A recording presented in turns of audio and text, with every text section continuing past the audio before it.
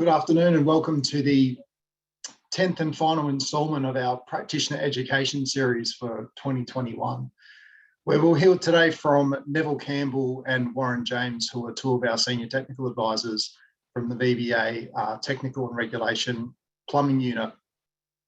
They're going to provide a bit of an introduction to the Victorian regulatory framework as it relates to plumbing performance solutions.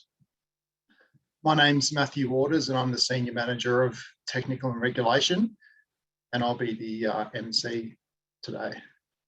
I'd like to acknowledge the traditional owners of the land on which our head office is situated, which is the Wurundjeri people of the Kulin Nation. I pay my respects to their elders past, present and emerging. We appreciate their love of and for country, and we respect their care and sustainability of this amazing land we all call home.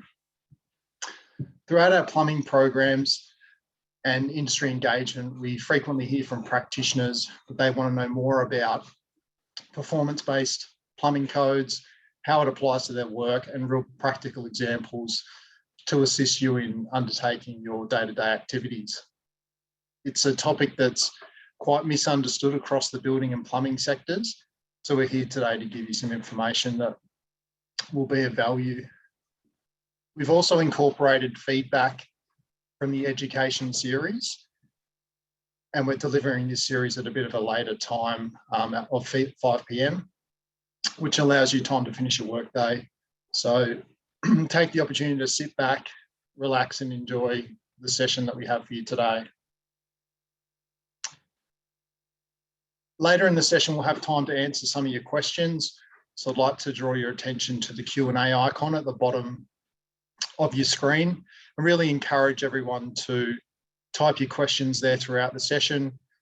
And Neville and Warren are going to be available to address as many of your questions in the time we have remaining at the end.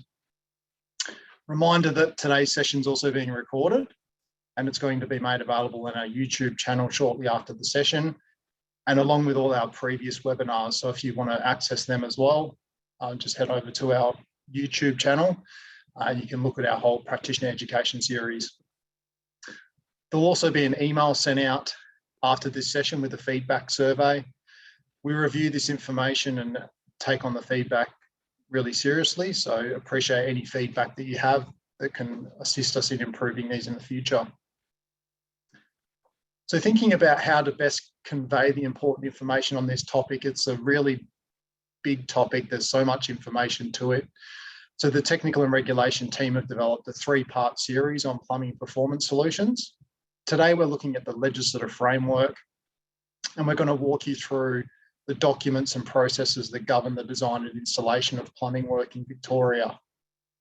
In the following sessions that are delivered in February 2022, you'll be guided on the design and approval pathway for plumbing performance solutions, including stakeholder engagement, design, and documentation. So highly encourage everyone to sign up for those part 2 and part 3 as well, as it'll paint a whole picture of performance-based legislation in the plumbing space. So on that note, I'd like to welcome Neville to present today's session.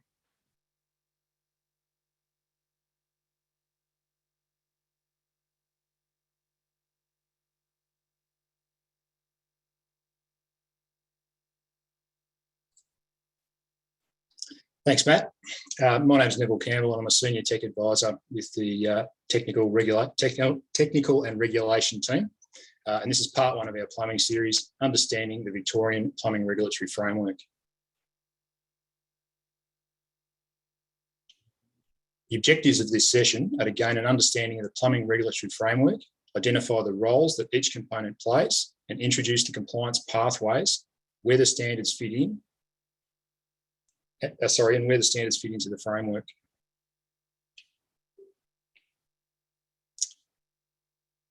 The components of the legislation are free to download, and throughout this presentation, links will be provided to the topics of discussion via QR codes like the ones below.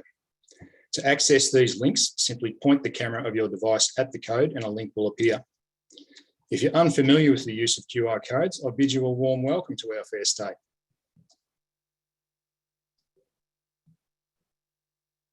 What are the regulatory documents?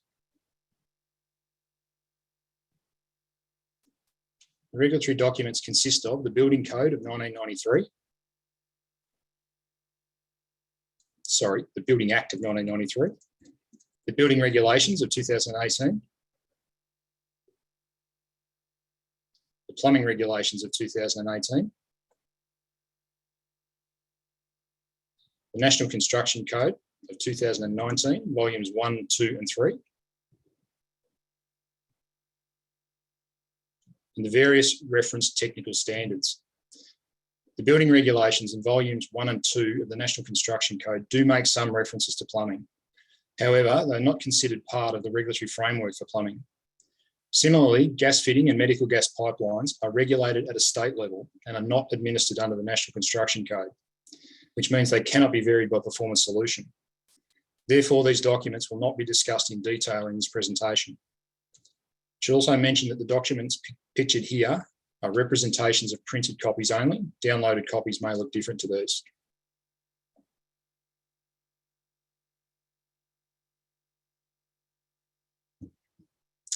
Where do the documents fit into the regulatory framework?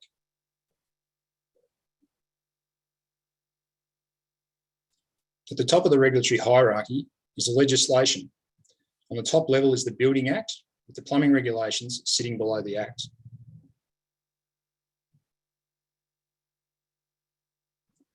Beneath the regulations sits the regulatory code. This is known as the Plumbing Code of Australia, or PCA.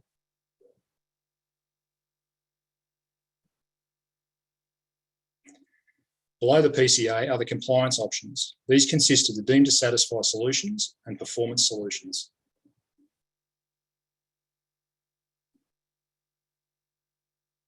And finally, we have a compliance certificate, which is our ultimate goal.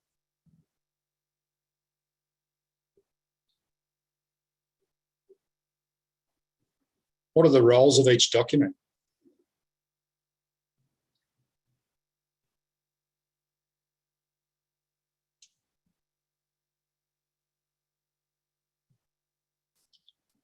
At the top of the hierarchy is the Building Act of 1993. Part 12A of the Act sets out the legal framework for the regulation of plumbing work and plumbing practitioners. This includes licensing and registration of plumbers, restrictions concerning the carrying out of plumbing work, compliance certificates, inspection requirements for sanitary drainage work, insurance orders, rectification of defective plumbing work, modification of plumbing regulations, powers of the VBA's enforcement staff, such as plumbing inspectors and plumbing auditors, plumbing infringement notices, and plumbing inquiries and disciplinary action.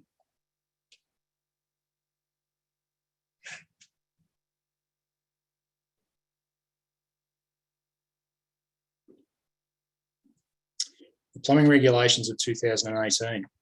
The main purpose of the plumbing regulations are to specify what is plumbing work to which Part 12A of the Building Act applies, to prescribe the classes of plumbing work and define the scope of plumbing work for the main classes of plumbing work and specialised classes of plumbing work.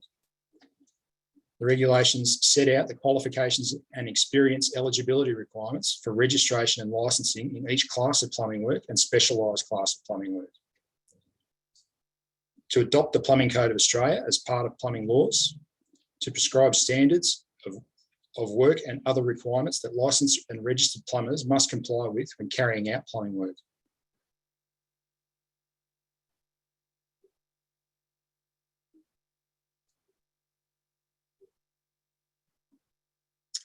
The National Construction Code, or NCC, combines building and plumbing construction requirements into a single code. The NCC is produced and maintained by the Australian Building Codes Board, or ABCB, which is a joint initiative of federal, state and local governments. The NCC consists of the Building Code of Australia, volumes 1 and 2, and the Plumbing Code of Australia, volume 3. Volume 1 relates primarily to class 2 to 9 buildings. Volume 2 relates primarily to class 1 and 10 buildings. Volume 3 relates primarily to plumbing and drainage associated with all classes of buildings and is known as the Plumbing Code of Australia, or PCA.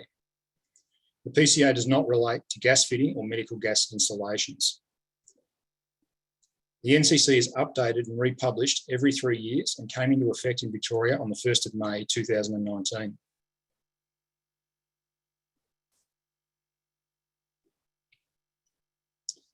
In Victoria, the PCA is adopted by, forms part of, and is modified by the plumbing regulations. The PCA contains the performance and governing requirements for the design and construction of plumbing and drainage systems in new and existing buildings. The PCA and the regulations do not contain details of every design and construction requirement for plumbing and drainage systems. As such, both the plumbing regulations and the Plumbing Code of Australia refer to or prescribe standards for this purpose. These are known as primary reference standards and deemed to satisfy or DTS provisions. Some sections of the PCA are not adopted in full and refer to state-specific variations, which are indicated in blue text. In this example, clause BP 2.6 is not adopted in Victoria and instead refers the reader to the Victorian variation, Vic BP 2.6, for energy use and source. The PCA applies to all classes of buildings wherever plumbing work is carried out. It also applies to sites where water services are constructed independent of buildings.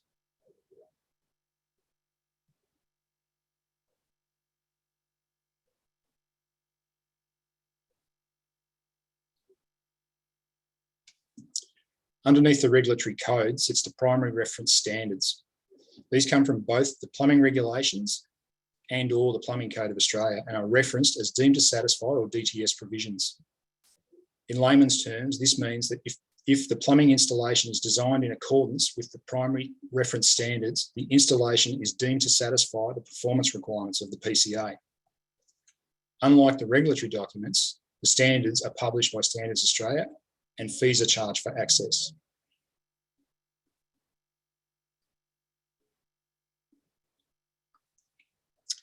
Primary reference standards often refer to secondary reference standards for certain aspects of compliance.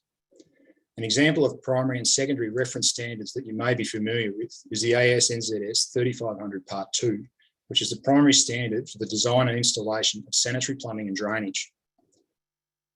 3500 Part 2 also references AS 2032 specifically for the installation of PVC systems.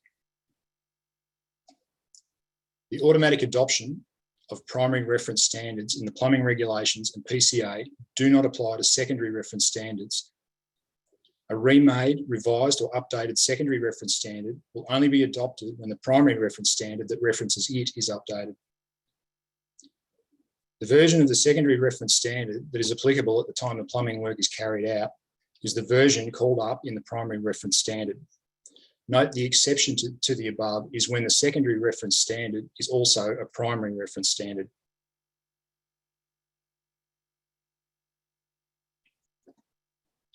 Reference standards and dates of adoption. Any primary standard that is referenced by the plumbing regulations is automatically adopted at the time that the latest version is published or remade. The plumbing regulations also modify the PCA so that any document that is referenced in the PCA is a reference to the latest edition of that document as published. One such example is the AS 2419.1, which is the standard for the system design of fire hydrant installations.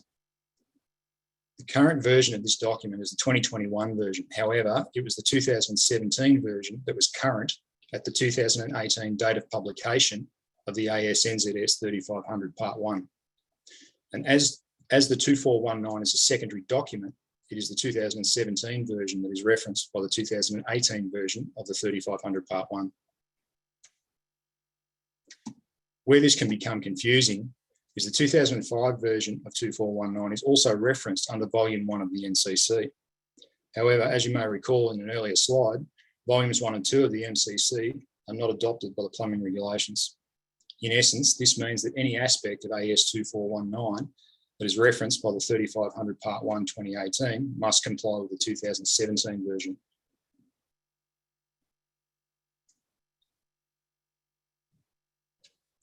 Reference standards and mechanisms of reference. When working with standards, it's important to know how they're referenced. Using roofing as an example, the performance requirements of the PCA are deemed to satisfy if the roof drainage system is sized in accordance with 3500 Part 3 2018. In order to comply with the plumbing regulations, the installation work itself must comply with the HB 39 and the HB 114, which both reference AS/NZS 3500 Part 3 as a secondary reference for roof drainage sizing. At the time of HB 39's 2015 publication, it referenced the 2015 version of the 3500 Part 3. However, the 3500 Part 3 is a primary reference under the PCA, and as such, it is automatically adopted by the regulations.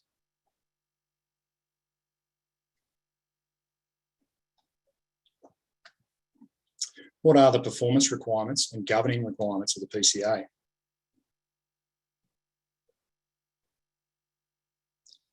The governing requirements are the mandatory rules and instructions for complying with the PCA. These include interpreting the PCA, complying with the PCA, application of the PCA in states and territories, applying documents referenced in the PCA, documenting the suitability of a design, construction, or use of material to comply with the PCA, and classifying buildings by their characteristics and intended use. One governing requirement that you may be familiar with is the watermark certification scheme. The scheme ensures that any product that is intended for use in contact with drinking water is fit for its intended purpose.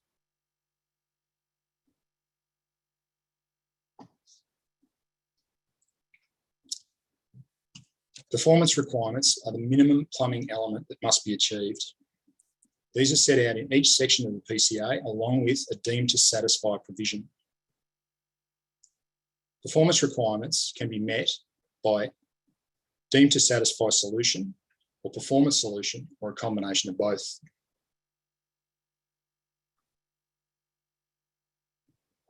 Victoria Section F of the PCA specifies the performance requirements for roofing. These include requirements for drainage systems,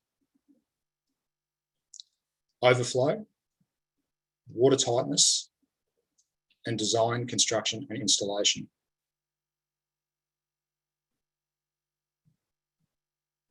How do I comply with the PCA?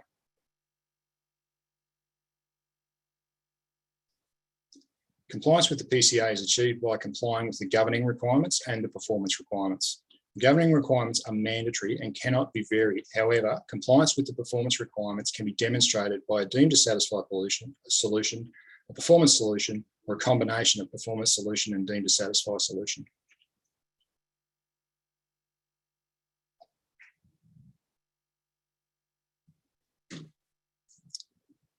Performance requirements and deemed to satisfy provisions. The deemed to satisfy provisions are a prescribed method for complying with performance requirements. In this example, the performance requirements for roof drainage systems, VIC FP 1.1 to VIC FP 1.4, are satisfied by complying with VIC FP 1.2. In layman's terms, this means that if the plumbing installation is designed in accordance with AS/NZS 3500.3, it is deemed to satisfy the performance requirements for roofing.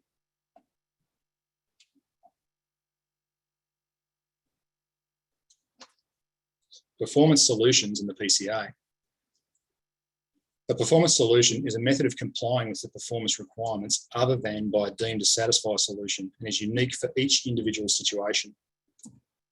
The PCA provides that performance requirements for plumbing work set out in the PCA can be achieved in the following ways. 1, by complying with the deemed to satisfy or DTS provisions, such as the reference standards where they're applicable. 2, formulating a performance solution that complies with the performance requirements or is demonstrated to be at least equivalent to the DTS provisions. And 3, a combination of both 1 and 2.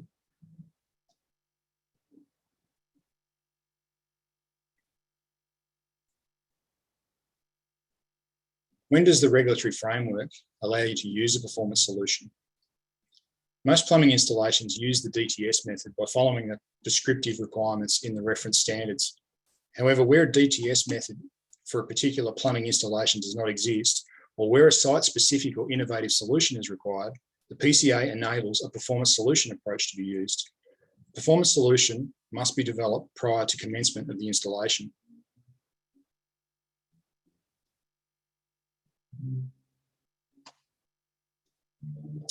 Assessment methods for performance solutions. The PCA sets out 4 methods of determining whether a performance solution complies with the performance requirements in the PCA. They are: 1, evidence of suitability in accordance with Part A5 of the PCA that demonstrates the use of a material, product, plumbing and drainage product, form of construction or design meets the relevant performance requirements. 2, verification methods. Verifying compliance of the performance solution can be carried out using the following methods. The verification methods provided in the PCA, including those listed in the explanatory information at A2.4, or other verification methods acceptable to the appropriate authority that show compliance with the relevant performance requirements. These may include a calculation using analytical methods or mathematical models, or a test using a technical procedure, either on-site or in a laboratory, to directly measure the extent to which the performance requirements have been met, or an inspection and inspection report, or any other acceptable form of certification.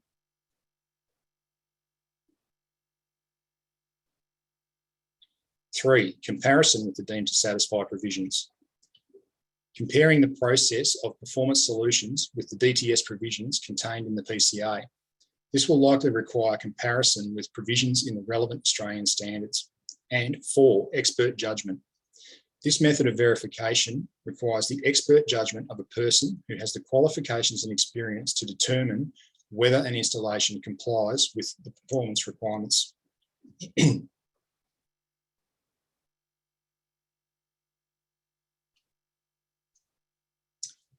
Why would I follow a performance solution pathway?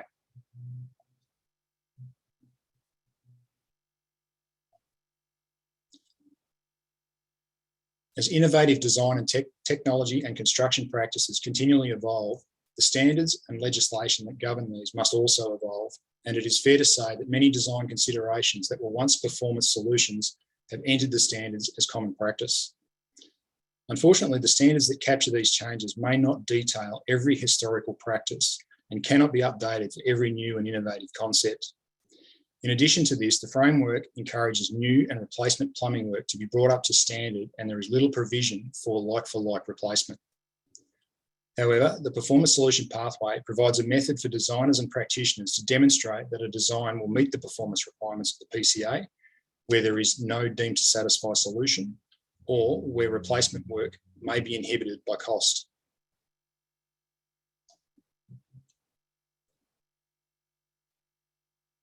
Matters outside the scope of performance solutions. You cannot use a performance solution to vary gas fitting work or medical gas pipelines, as these are regulated under state-based legislation and not regulated in the PCA. As the watermark certification scheme is a PCA governing requirement, it is a mandatory requirement and cannot be varied by performance solution.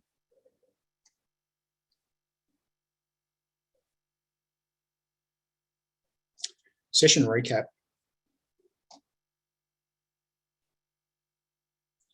We've learned about the plumbing regulatory framework, what each component is and the role that they play. We've had an introduction to the compliance pathways and gained an understanding of where the standards fit into the framework.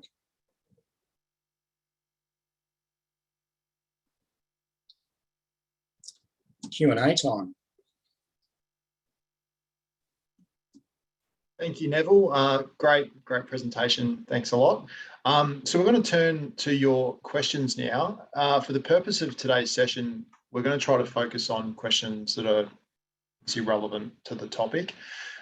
There might obviously be some more detailed questions about the process of performance solutions, how that might be undertaken, or specific examples. So we'll use any questions you might have in those contexts to refine the 2 future sessions that we're going to be running in the new year, and obviously encouraging you to attend there.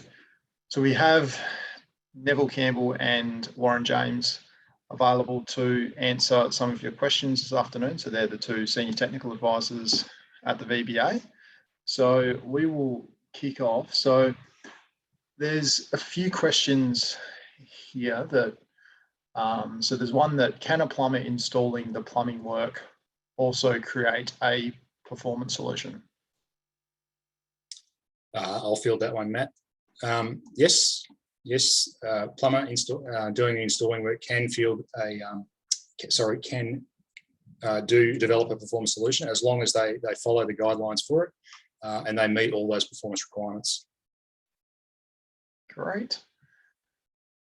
There's a question about expert judgment and what does expert judgment mean in the National Construction Code? Yeah, I've actually pre-typed some of these as they were coming in, so I've been busy typing away while the presentation's been happening. But yeah, the expert judgment is basically when it can be used as an assessment method when you've exhausted all other avenues as far as like testing calculations and so on, but you still have to supply relevant information to the performance solution, and yeah, and have the qualifications and experience obviously to the relevant field which that applies to. But I'll post my chat in a sec, because I've actually started typing some and haven't quite released them yet, so I'll get back into that. Cheers. Thanks, Warren. Obviously with the building and plumbing framework, there is quite a big crossover between the building surveyor and the role of the plumber. So there's a question here that's, what role does a building surveyor play in plumbing performance solutions? Do you want to field that one, Warren? Or? Yeah, yeah, right. The way I sort of, I suppose in simple speak, is the building surveyor is overseeing the project from its implementation to approving permits and looking at relevant documentation right through to the completion. So quite often, plumbers involved in the project, and if we're talking performance solutions, designs may change, levels may change, and and there may be a need to alter the plumbing as such. So the building surveyor definitely needs to be notified, and they can't play a role in design, but what they can do is oversee that everything does align to the relevant sections of the National Construction Code, the performance requirements, and so on. So, but so it's, if you are any overlapping work occurs, you probably are best to talk to a building surveyor if you believe that like a change of direction in box gutters suddenly affects the timber structure or the structure of the building. I would definitely contact the building surveyor and follow that process. Yeah.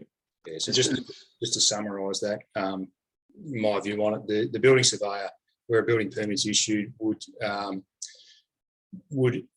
take a look at the performance solution, and they'd see that the process had been followed and that all the appropriate evidence had been provided to demonstrate that method of compliance is going to work. That all those performance requirements and governing requirements have been met. As probably one that we'll touch on in the other sessions around who the relevant stakeholders are and the process as well. So yeah, that'll definitely be covered up in session 2. So definitely tune in for that one.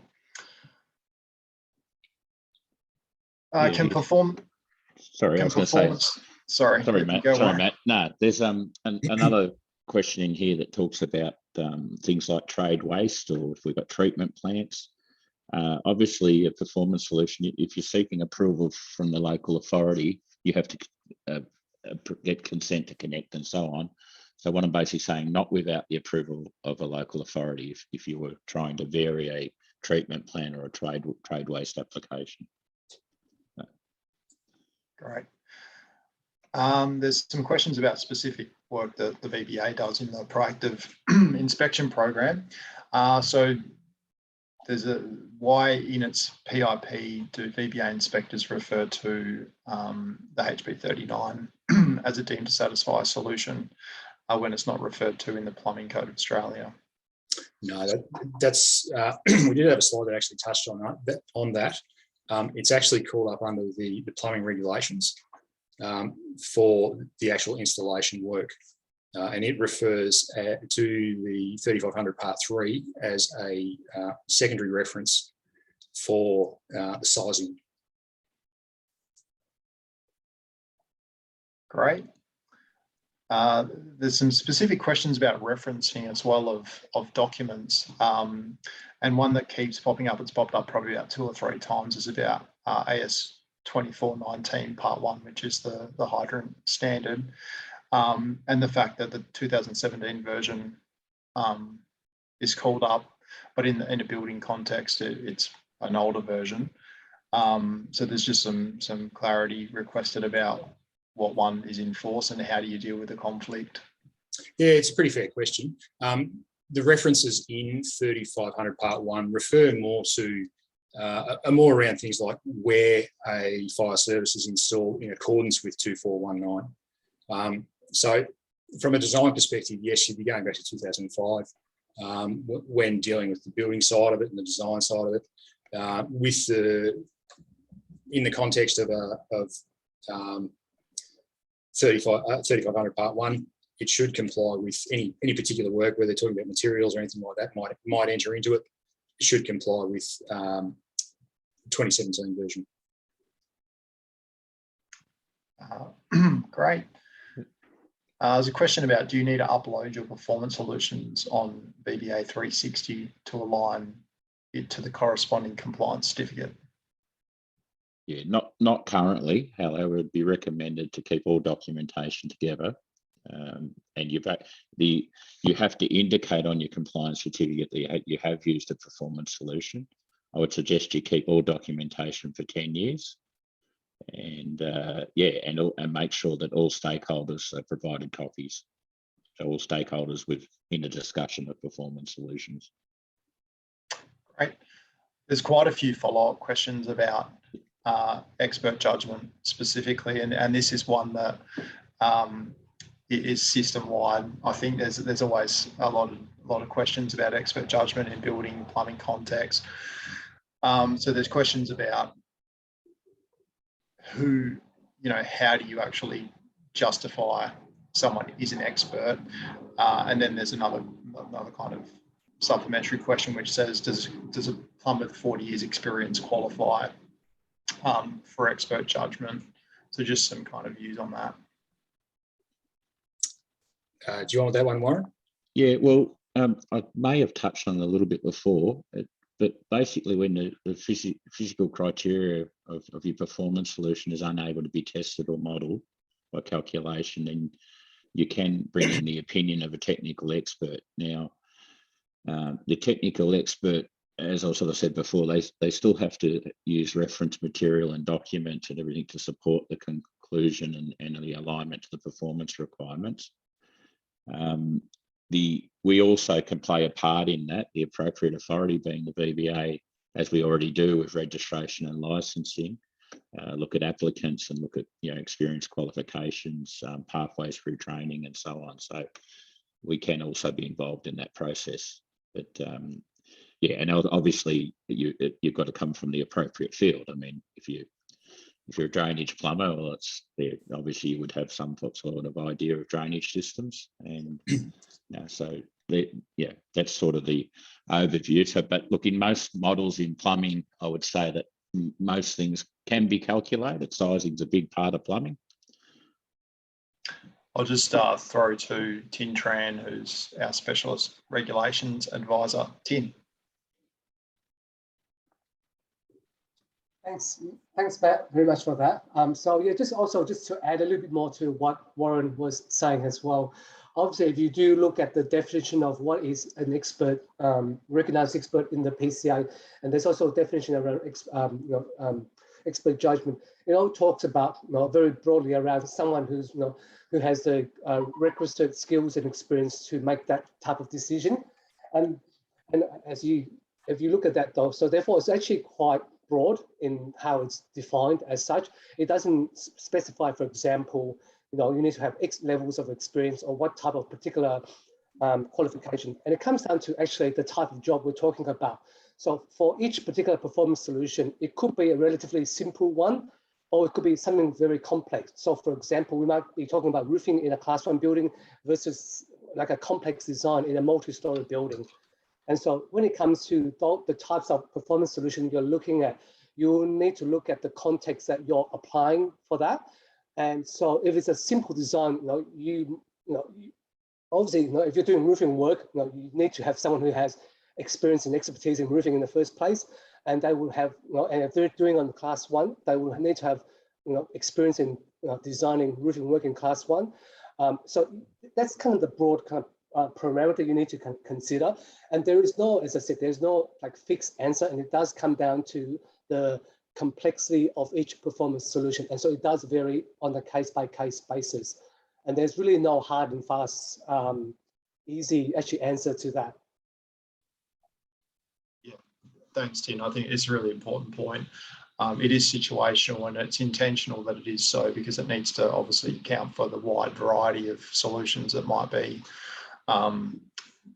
applied for. And obviously you could use that assessment method for a deemed to satisfy solution as well, potentially.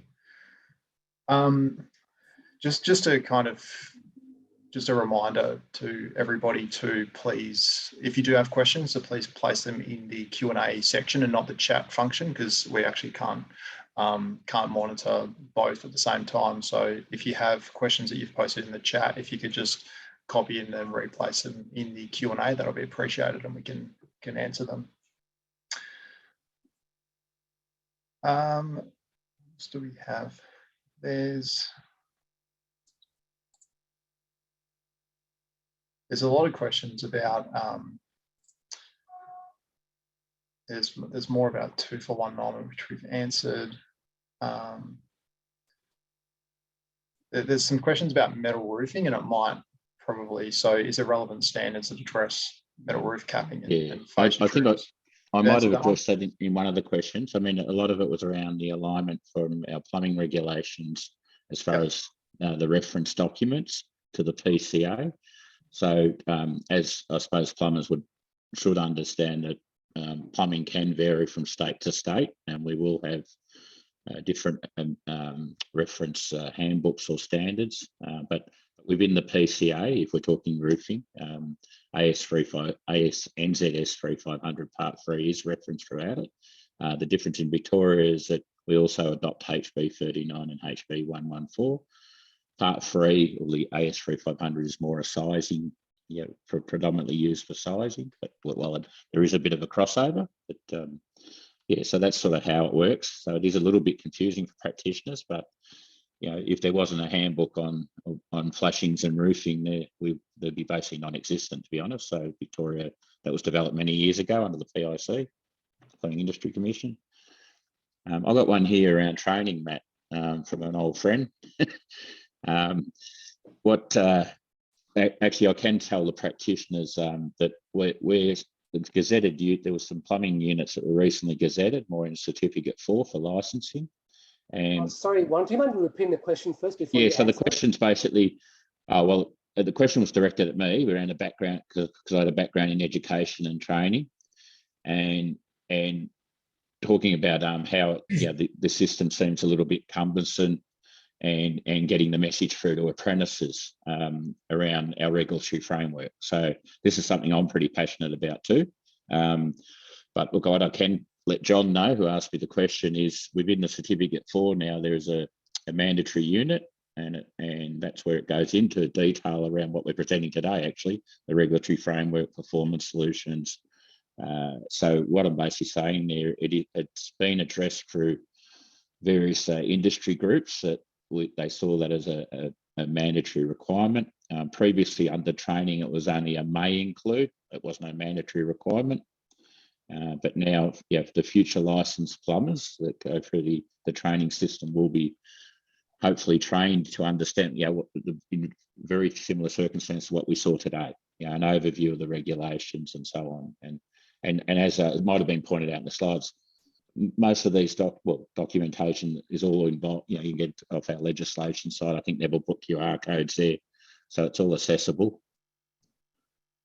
So I hope I answered that question for John. But the training side, definitely, it's being addressed. It'll take a little while to filter through, but yeah. Thanks, Warren. There's a question about whether you can perform a performance solution retrospectively. So this specific circumstances, this person's been pulled up by the VBA for a non-compliance. Imagine it was with a deemed satisfied provision, and they're asked if they can submit a performance solution to satisfy the rectification notice. It's difficult. I'll say that, in that when a building permit's issued, it's issued with a, typically as a DTS, expecting that the plumbing would comply with 3500(3), etc. To do it retrospectively, then you'd need to talk to the building surveyor, and of course go through the process, talk with the stakeholders, and just make sure that everything, all the T's are going to be crossed and the I's dotted, because there's a lot of things that need to be to be sorted out. From an insurance perspective, from stakeholders, they need to be happy with the solution. They need to agree on whether it's going to work or not. So there's a few things to consider. It's not impossible, but it's certainly difficult. It's harder. Yep. Great. Just another thing worth mentioning, but if questions aren't answered live today, we'll review them all post the webinar, and we'll post up some responses. There's a question which is related to the volume 2 provisions of the BCA and its relationship with the PCA. And the question is, so all plumbing in Victoria is to be a performance solution as per Part 3530 and performance requirement P2.2.1. So aren't we getting a performance solution from the plumber, designer and builder as a performance-based design brief at the time of application for a building permit? So I imagine that's incorrect, because that the Victoria varies out of the acceptable construction practice of 3530, but there's still the possibility of complying with ASNZS 3500 Part 3, which would be a deemed to satisfy solution. So I imagine the advice in that circumstance would be the building surveyor would need to ensure compliance with 3500 Part 3. And if it varied from that, it would be a performance solution. So there is consistency in that respect. Yeah, I agree. The 3500.3 is an acceptable construction manual under BCA Volume 2, and 353 is not adopted in Victoria. So gutters and downpipes don't enter into it. Yeah, and that's those things like the 12-metre rule and all those other things that. Yeah, correct. Right. Okay. There's some questions about where is the reference to HB. So I think you've explained that in your presentation, that it's by the plumbing regulations. There's some really valid points actually about consistency with the building and plumbing frameworks, and that is obviously a challenge and one that we probably can't solve today. But definitely take that on board. One about, can you use a performance solution in a maintenance situation?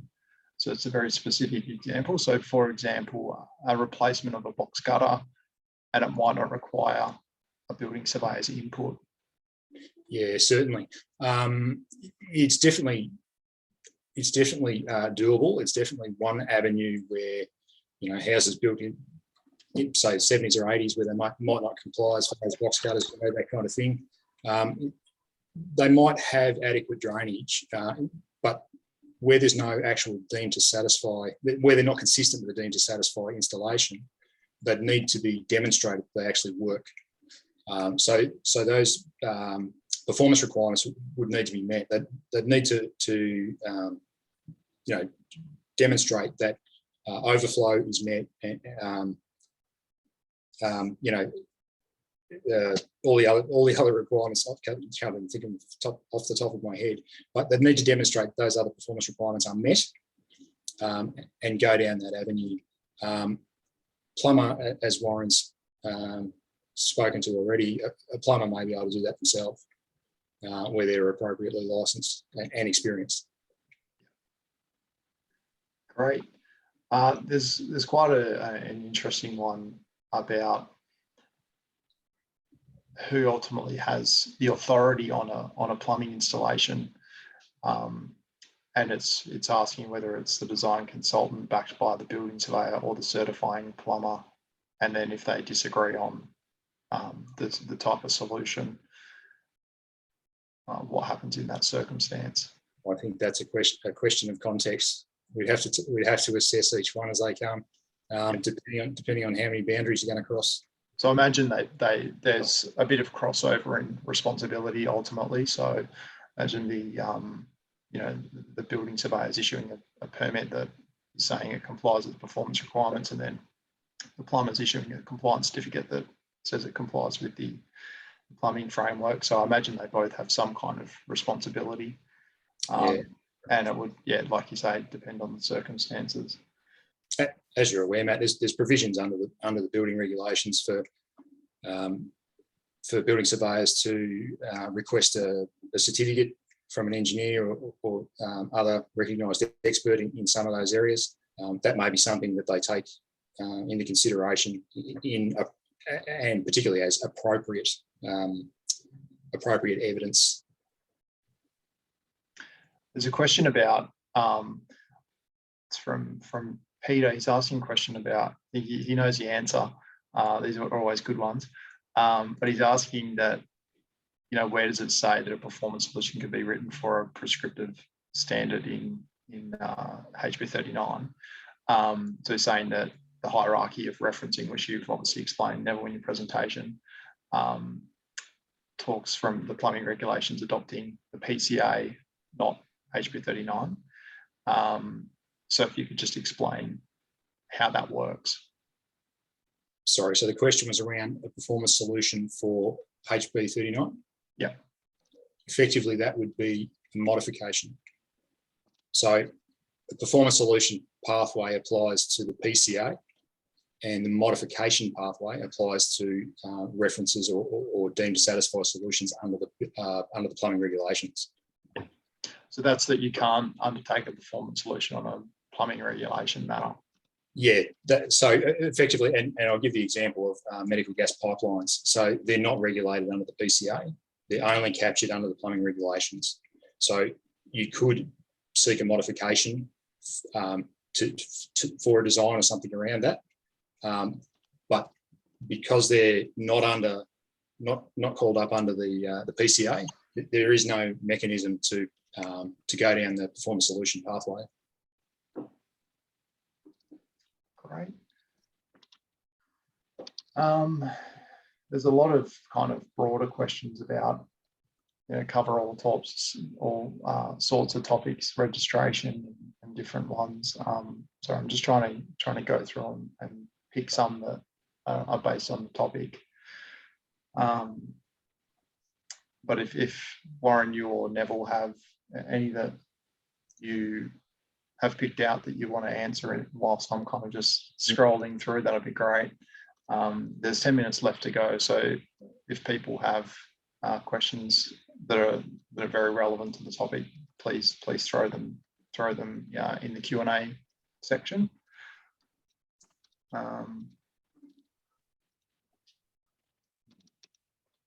Typing away.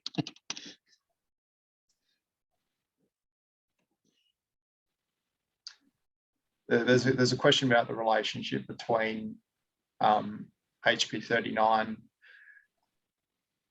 and AS 1562 Part 1, and it's talking about how one's in plumbing regulations and the other one is a building code reference, and whether one overrides the other, and how that situation is dealt with. Depends which one it's a secondary to HB 39. Yeah, it's a secondary standard. Yep. So HB 39 trumps that. And then sorry, they're saying it's a secondary to, was the BCA? So it's a primary reference standard in the BCA. And it's called up by in HB 39 in a PCA in a regulation context. So HB 39 trumps because the BCA is not captured or not called up under the Victorian plumbing regulations. So they don't empower the BCA Volume 2. Great. Question about the adoption of the new Amendment 1 to HB 39 and whether the Amendment 1 2021 is applicable in Victoria. It is currently applicable. Great.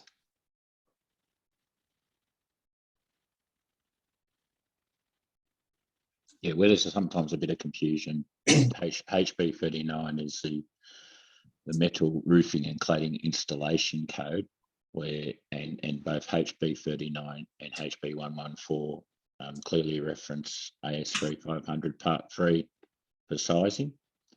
So if you get sizing, box cutters, rain heads, or so on, and it's a normative section like Appendix I is, then that's the sizing document. I mean, obviously, if there's any issues other than that, you can, I think Neville touched on something about comparison earlier. That's probably the easiest way for a plumber to do a performance solution is equal or better than the current standard. So if you believe you can, through calculations and comparison to the current standard, is a good way of going down that line. Like I sort of say to plumbers all the time, it calls for one overflow, but if you could get two in, even better. So that's sort of the approach. But if think of there is a bit of overlap, but think of Part 3 as predominantly a sizing document. Yeah, it's a really good point, Warren. I think it's a really logical way to think about it. We're going to just probably take maybe 2 or 3 last questions. I'm just conscious of how our time's going. There's quite a few questions actually about insurance, and I imagine that might be something that we cover off in one of the other topics. I think mainly it's around potentially not being covered, and there is a bit of uncertainty with performance, so obviously a bit more risk from an insurance perspective. So, but we can cover. I'm also happy to add a little bit to that, if you like, Matt, just in relation to insurance. Yeah, sure, so Tim. Just in relation to insurance, as you all know, as a licensed plumber, you need to hold the relevant insurance, and that relevant insurance obviously covers you for all plumbing work that you do, that you're qualified to carry out. So, therefore, when you carry out a performance solution, a performance solution is still plumbing work. It's still a type of plumbing work. So, therefore, your insurance should cover you for any performance solutions you carry out, unless, and this is the big caveat, unless there are specific exemptions provided in your insurance by the insurance company. So if you're not sure, just check with your insurance company just to see that there are any exemptions, because there might be exemptions to that based on maybe someone's risk profile or the policy itself. But in general, because performance solution, plumbing performance solution is still plumbing work. And if you're normally covered for the work you do, you should be covered. Yeah, great. Thanks, Tim. Matt, I just wanted to make a point actually about for practitioners, because quite often we get a lot of questions on classes of plumbing, whether it's a specialised class or a main class of plumbing. So Neville touched on the plumbing regulations quite a bit there in 2018. It does have definitions of what fire protection is versus gas fitting and so on. So I sort of suggest that even apprentices coming through training, it'd be a good place to start. Look at what the definitions and scope is for the area that you're getting registered or licensed in. Great. We'll do one last question. I'm just trying to pick one out that is very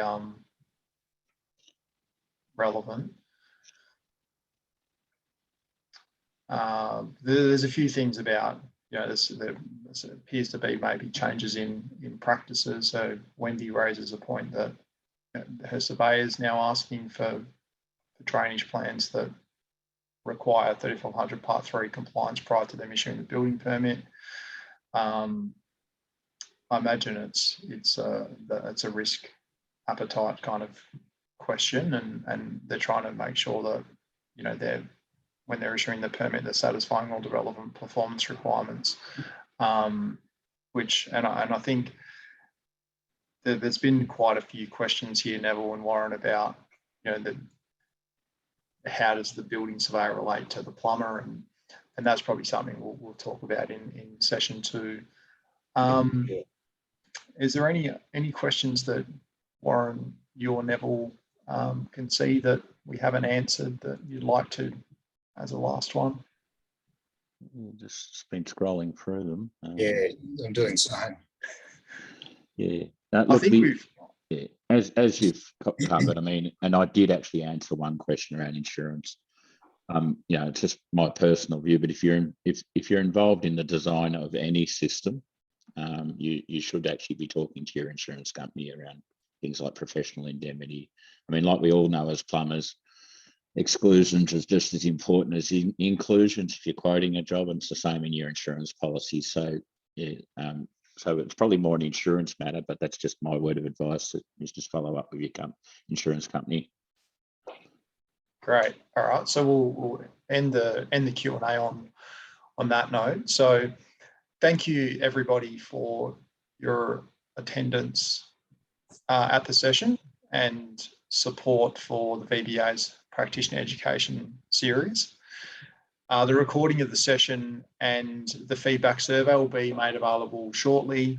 I highly encourage everybody to fill in the post-event survey as we use it to inform the future sessions.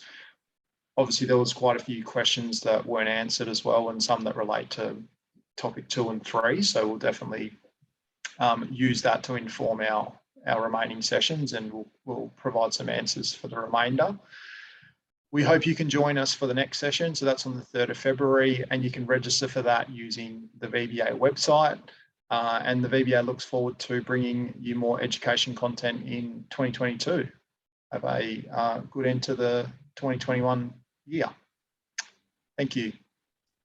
Thank you. Please, thank you.